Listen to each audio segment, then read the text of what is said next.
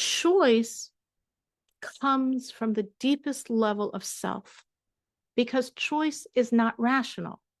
Again, if it was rational, it wouldn't be choice. So if you have two apples and one's old and one's beautiful, it's very rational which one you want. If they look identical, there's nothing in your brain telling you this over this. So what's going on when there's nothing in your brain telling you what to do? It's coming from something deeper than your brain. It's coming from your core. The story of the Megillah, what we were up to was the end of what people view as the story. When you're a child and the story ends and Haman is hanged, and the next slide you usually see is everyone feasting at a perm suit in funny costumes with big overflowing baskets of shalach. Of course, as adults, we know that's not where the story ends. That's in chapter 7. And we know there's 10 chapters. So what happens next? So what happens next is that Pharaoh suddenly, on one hand, he's scared. What is going on? What virtual reality am I living in? Me and Haman, we're on the same page. We want to destroy the Jews. And what happened that suddenly I find out my wife's a Jew? I hanged Haman. I made my grand visor Mordechai the Jew. What reality is going on? He was scared. He saw this was the hand of God. He knew he better toe the line or he suffered the same fate as all these other people had. At the same time, he was still Achashverosh. And he wasn't like, okay, yeah, that was a joke, new edict, forget that whole 13th of Adar strange law that Haman sent in my name. He didn't say that. He was like, well, there's this rule and we can't revoke the law. I'm giving you my ring. You can write a new law.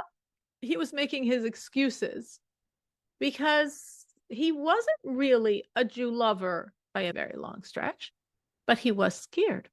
And it's very interesting because the verse where the king's scribes are summoned to write the new decree, which is in chapter 8, verse 9, is almost identical language to the verse in chapter 3 when Haman sends out the edict.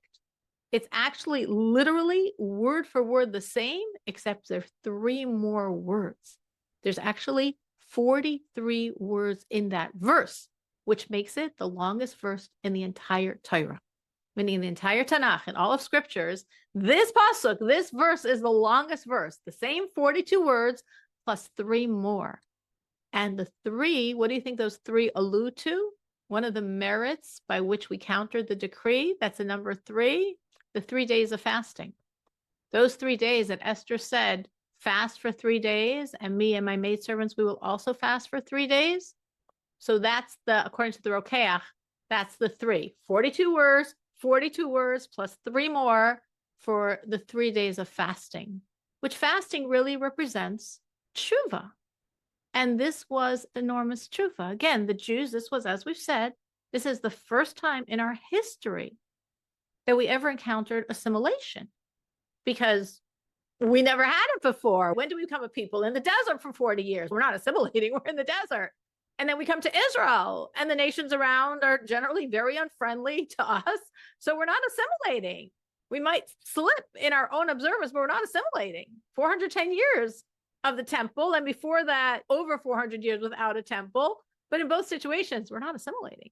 And now, suddenly, when we come to Babylonia, which, of course, there was Nebuchadnezzar, then there was his son Evel Merodach, then there was his son Belshazzar, and then the Persian conquest takes over, and we have Yavish and Peresh, and Nachash. Now we're part of this formerly Babylonian, now Persian culture.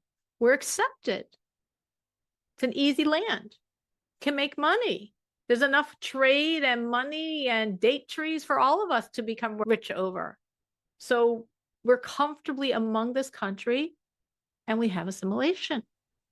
This is the cycle. We assimilate, we sin, we lose God's protection, bad things start happening. Here, a decree of genocide of the entire world Jewry, and we repent and return to God and are closer than ever before. The assimilation, the sin, the losing God's protection, the bad things that happen, and then the repentance that brings us closer than ever before. And that's where the Jews are holding. So those 3 days are really the 3 days of us saying, God, we want you. We need you. We're your people. And that was powerful enough to turn this whole thing around. At this point, the Jews are really very close, very connected to God. And of course, we have this famous verse that we all know, Layehudim haisa ira v'simcha v'sasan v'ikar. To the Jews, there was light and happiness, joy, prestige. And the Talmud says, light is Torah, meaning this is all godliness. Happiness is the holidays. Joy is circumcision. Prestige is tefillin. Now, why are we focusing on those 4 commandments? Rashi explains, because Haman had prohibited observing these 4 commandments. He prohibited the study of Torah. He prohibited the keeping of the festivals. He prohibited circumcision. He prohibited tefillin. And now we can observe them again. Now we can serve God. And all over the country, we see that most of the people of the world are feeling this fear of the Jews. Not all, as we said, 75,000 haters still try to spill our blood in a year. But many of the people, it's a very interesting expression that the Megilat says. The Megilat says, fear of the Jews had fallen upon them. And they started promoting the Jews, giving them honor. Fear of the Jews had fallen upon them. So one commentator says, if you translate those words slightly different, it would translate as that which the Jews feared, God, fell upon them. Meaning the awe of God that the Jews were experiencing was so intense, was so strong, it infused other people in their country. And that's a really powerful lesson for us, because the world is our ripples, our shadows. When we really are connected to God, when we are proud and confident and joyous in our relationship to God, the world responds. The world respects it. The world sees it. The world senses it. And that's always what we want to do. And we've seen this theme many times in the Megillah. From the hanging of Haman until the decree on the 13th of Adar was 11 months. And for those 11 months, the decree was still in effect. The haters were sharpening their swords, were identifying the homes of the Jews, and the Jews publicly gathered. They had rallies of Torah, of prayer. You want to know who the Jews are? We're the Jews. They're not trying to convert out. They're not talking about converting out. They're not thinking about converting out. They're proud, strong, confident Jews. And that, of course, as we said, is a lesson for all of us, that the more we fear God, the more the world can fear God. And very, obviously, very timely message. That's what happened. And we have, of course, the 13th of Adar. And we have, of course, the tremendous miracles, because it was a tremendous miracle. Because what was the decree of Mordechai? You're allowed to defend yourself. And if we weren't allowed to defend ourselves, we wouldn't. Oh, Ahasuerus said our blood is supposed to be spilled. Here's my throat. Obviously, we would always defend ourselves. So how did it happen that we have these 75,000 haters who for a year have been targeting and preparing and plotting, just like Hamas? They prepared and plotted and exercised and built up a whole kibbutz village to practice on. So they're practicing for a year, and yet we knocked them all down. We eliminated all of them. How did that happen? Pure A to Z God. And when that was over, what did we say? A day of feasting, a day of rejoicing. So very often we see Hanukkah versus Purim. And Hanukkah, of course, celebrates the triumph of the soul, right? The Greeks weren't trying to kill us. They wanted to take over our soul. They wanted to indoctrinate us with Hellenism. So Hanukkah is celebrated with lights, with a menorah, with spirituality. Purim is celebrating God saved our bodies. God saved us from Haman, who wanted to eliminate every single Jew physically. And that's why we specifically emphasize the physical festivity. We have a meal, and we give charity, and we give food gifts to other people On the very physical level, we are celebrating God's salvation. And of course, we know it says that there's such joy and such free-flowing energy of God on Purim that we're told Yom Kippur is Ki Purim, like the heights you can attain on Purim. So even though Purim is physical, the meal and the gifts of food and the gifts of charity, it's not Yom Kippur. We're not fasting. We're not in synagogue all day. But yet the spirituality is even greater. It's the spirituality of the body. It's very interesting because on one hand, of course, there's nothing holier than a Jewish soul. The Jewish soul is a piece of God. The core of our soul is the core of God's essence and being. At the same time, from a different perspective, the energy of the body is even stronger. Why? Because God chose our bodies, meaning choice is only possible when you have at least two items that are the same. If I give you, oh, you came to my house, so nice. I have no food for you. Oh, I have apples. Take an apple. And I take out two apples. One looks like it's quite old and has been sitting around for a long time. And one is a nice, fresh, beautiful apple. And you take that nice, fresh, beautiful apple. You didn't choose it. What was the choice? But if I gave you two identical apples, then you have a choice because they're both the same. So God didn't choose our soul. What's the choice? There's nothing equivalent to it. But it says by Matan Torah, Uvanu v'charta mikol am v'lashon, right? We all know that phrase. And you chose us. By the giving of the Torah, you chose us. What did you choose precisely? You didn't choose my soul. There's no choice about my soul. You chose my body. The body of the Jew was chosen because the body of the Jew looks like any other body from the 8 billion mankind. Choice comes from the deepest level of self because choice is not rational. Again, if it was rational, it wouldn't be choice. So if you have those two apples again, and one's old and one's beautiful, it's very rational which one you want. If they look identical, there's nothing in your brain telling you this over this. So what's going on when there's nothing in your brain telling you what to do? It's coming from something deeper than your brain. It's coming from your core. So when God shows the body of the Jew, because the body of the Jew looks like a body like all the other bodies of mankind, there's nothing rational dictating that choice. So it comes deeper than God's reason. It comes from God's essence and being. And therefore, we are told that by the redemption, by Mashiach, the spirituality of the body will feed the spirituality of the soul. Your body's energy will feed your soul's energy because your body's energy is the essence and being of God. Just like right now, today was Rosh Chodesh, Menachem Av. What does Menachem Av mean? Menachem means to give comfort. Av, the name of the month, means father.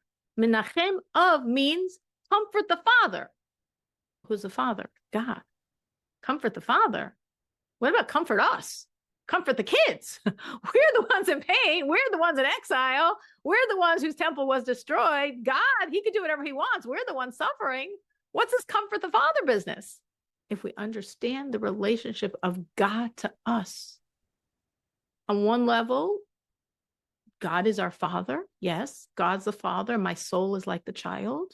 And God has the relationship and love of father to child. And God is with us in our suffering because he's our father and we're his children. So comfort the father. He's stuck in our suffering, in our exile, because he's with us, because of our soul. But even deeper, he is part of, within our very bodies. Because the body of the Jew is an expression of the essence and being of God. So it's not only, oh, he loves us so much, we're the godly soul, he's with us. It's much deeper than that. He is us. The essence and being of God and my physical body, that's one entity. So comfort the Father is in exactly the pain of the Son because he's here with us in our suffering. So by comforting the Father, obviously it's through the redemption, which is comforting the child exactly at the same time. So why am I going into this? Because Purim, we're saying, is a holiday of celebrating the body, right? Our bodies were on the line. Haman didn't care about our souls. Our bodies were on the line. Every Jew, genocide. And therefore we celebrate physically, and we have this feast, and we give food, and we give charity, which is another type of physicality. We're not in synagogue praying all day and fasting. It's body. Understand the power of body. And if you understand the power of body, you understand that Purim is actually a very spiritual holiday, which it is, which is why, as we said, Yom Kippur is Purim. And which is why, of course, there's so much spirituality that we try to tap on Purim, and why people, in all the busyness, create time to say Tehillim, to do very spiritual things because of all the spiritual energy, specifically because it's a salvation of the body. But of course, at the same time, the spirit was totally involved. Just like by Hanukkah, the salvation of the spirit. The bodies were also involved because they were abusing and molesting and stealing and killing. True. And we also have feasts because of all that. So similarly, yes, primarily they were after our body, but in the end of the day, if any Jew had converted out, he would have been saved. So they were after our body, but if we sacrificed our soul, we could have saved our body. Just like by Hanukkah, they were after our soul, but they abused our bodies as well. Because again, the body and the soul of a Jew, it's both such a dance, such a synergy of intense energy for God. And this goes back to why when we help a Jew physically, we're not giving them spiritual help. We're not getting them to get closer to God. We're literally only helping them physically.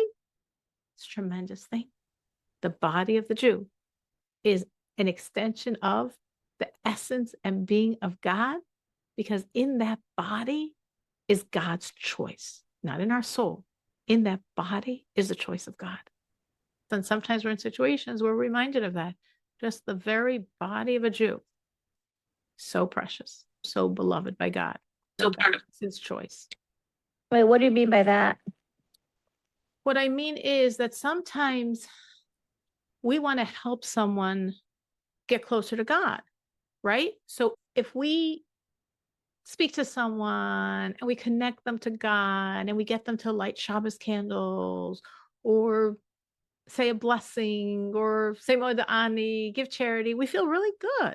We feel so grateful that we helped a Jew get close to God. But sometimes we can't help a Jew get close to God. They're not in a space to be receptive. And all we're doing is helping the physical body of the Jew. Maybe we're giving them a meal. Maybe they're finding them a place to sleep. Maybe we're giving them education so they could get a job and support themselves. That's really special. It's very important to connect a Jew to God, but the physical needs of a Jew are also very important because God is part of the physical of the Jew. Just like we say, it says in the Talmud, when you daven, Einam dim l'spalel ela mitoch koved rosh. You can only daven from koved rosh, from this introspection. The Maggid of Mezrich says koved rosh means the lax in the rosh. The rosh, the head, is God. So when you pray, you should only be thinking about God's lax. We're like, well, that's not what I think about when I pray. I think about my lax. And actually, if I look in the siddur and if I know the meaning of the prayers, they're not talking about God's lax. They're talking about my lax. But this is the Maggid of Mezrich. He surely knows what he's talking about. So what does it mean? You can only pray focusing on God's lax. And the prayer book is about my lax. And when I pray, I'm praying because of my needs. So it's the same concept we said before about Menachem Av. It's the same concept about the preciousness of the body of the Jew, that because God chose the Jewish body, because the Jewish body has within it the essence and being of God's energy, when I'm praying for what I need, my physical needs, those are God's lacks. So the prayer book is correct. I'm praying my physical needs.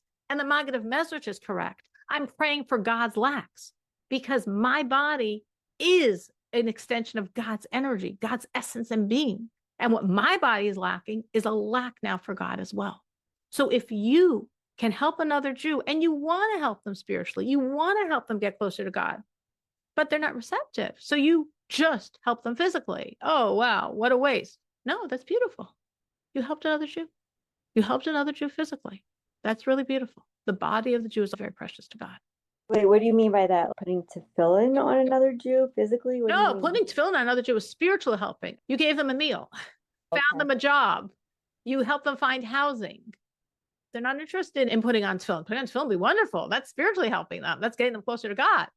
You hope as you give to them physically, you can also give to them spiritually. But if they're not receptive to the spiritual help, you still did a wonderful thing. It's still a good thing.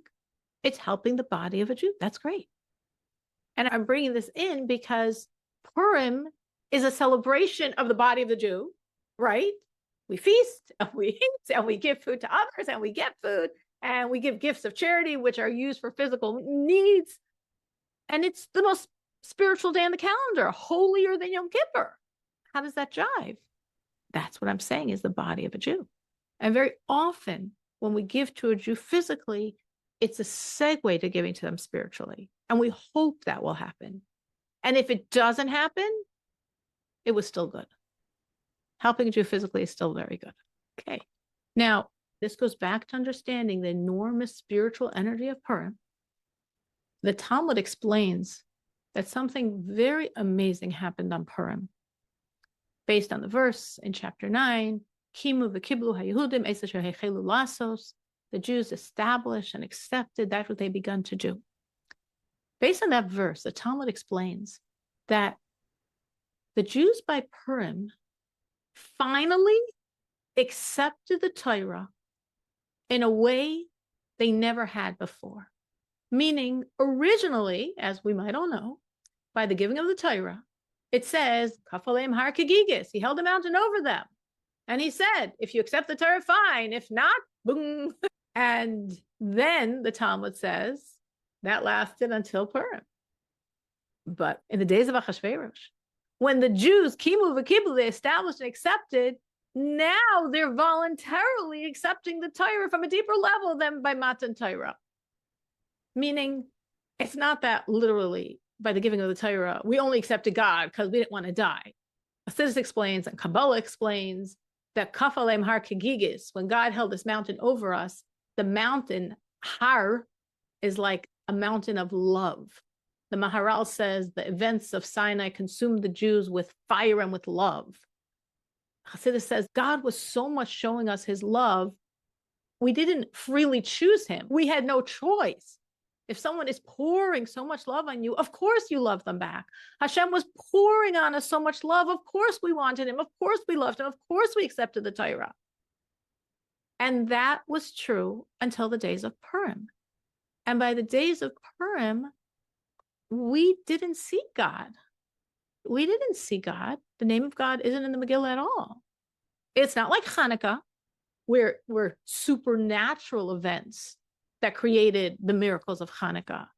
By Purim, you could pretend it was all natural. Be a big stretch, but you could pretend it was all natural. What miracle happened? Show me the miracle. Show me God. Esther was a queen. She was chosen years ago. Happened to be. And Haman messed himself over. And Achashverosh is so fickle. So God wasn't shining on us like the Exodus, like the 10 plagues, like the splitting of the sea, like the giving of the Torah. And you know what happened? We chose him anyway. The choice of the Jews, as we've said many times, was this 11 months of publicly gathering and proclaiming their Jewish identity, Jewish pride, and connection to God. That is how we chose him. We didn't convert out to save our skins. We didn't even talk about converting out to save our skins. We didn't even think about it. We choose God. Do we see God? Doesn't make a difference. We choose God. That's what that verse means. That's what the Talmud is saying. Kimu v'kibulus aleim es asher hechelu lasos. They finally accepted that which they had begun thousands of years before by the giving of the Torah. Then God was so apparent. We were on such a holy level. By Purim, we were not on a holy level. We were assimilated. We went to the party.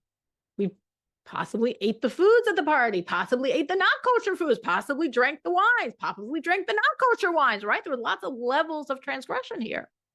And yet those same Jews turned around and chose God, which again expresses the enormous power of Purim. Choosing God when he's not visible, when he's not clear. And we all have in our life, and of course, as a people, constantly, both situations, right? We have God so clear, we have God so not clear.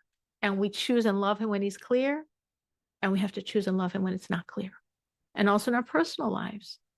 I hope we all have moments when we feel so clearly, we see God's love for us. We see God's hand. And we probably have other times as well. And we have to choose and love and accept God when he's so overwhelming us with his love for us. And we have to choose and accept God when it's not clear. And that's the Purim story. That's the energy of Purim. Post the miracle, it says these days are remembered and observed in every generation. And based on that verse, one of the laws in the reading of the Megillah, it says in the Talmud, is whoever reads the Megillah backwards has not fulfilled his obligation. Meaning you have to read it in order. If you come to Shul and they're in chapter 8 and you're like, okay, I'll hear 8, 9, 10. And then the next Megillah reading, I'll hear 1, 2, 3, 4, 5, 6, 7. No, doesn't work. You have to hear it in order. That's a law. The Baal Shem Tov says that one who reads the book of Megillah backwards, out of order, means he's hearing it as a story, as events that happened thousands of years ago. He missed the point. He didn't fulfill his obligation. The story of the Megillah, the hand of God concealed within these circumstances, people awakening to their intrinsic commitment to God, people having the strength to persevere against all odds. That's the story of our lives. That's the story in all times and in all situations. So everything we've done throughout this class is really this point as let's not read the Megillah out of order. The essence concept of everything we're learning is it's talking about today. It's talking about our current lives. And as the final point says, and these days of Purim will never pass from among the Jews.